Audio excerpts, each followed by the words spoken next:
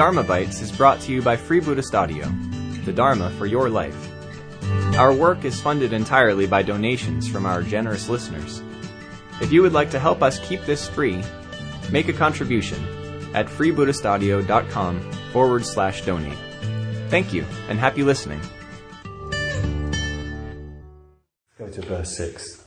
Let the silent sage move about in the village as the bee goes, taking honey from the flower without harming colour or fragrance.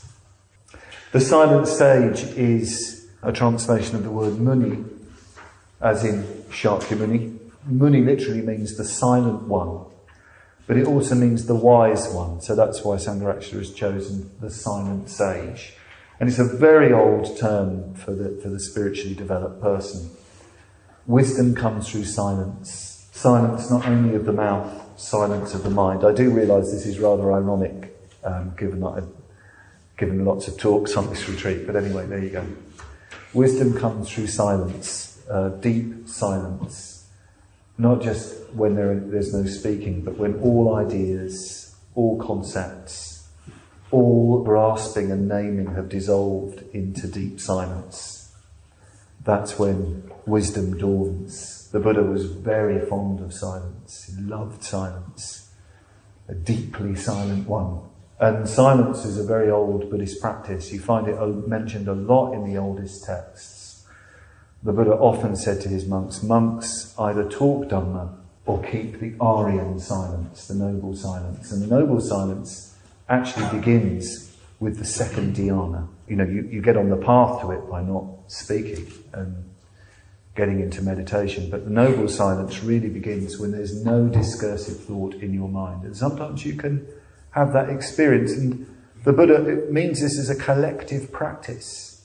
He says it to the monks very often as a collective.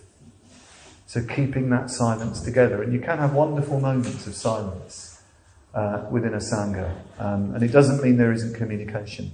A very even deeper communication. You get incredible visions of that in the Pali texts. And the other few weeks ago I was in a meeting of the other men Mitra conveners here, and we were just finishing our meeting one evening. And it was very, very positive communication, very warm, naturally friendly, authentic. And we just went into silence, quite naturally. We didn't decide, we were just sat there. And you could sort of feel the currents of warmth and friendliness and loving kindness just flowing, crisscrossing around the room. Marvellous, wonderful experience, uncontrived, just happening. We hope you enjoyed today's Dharma Bite.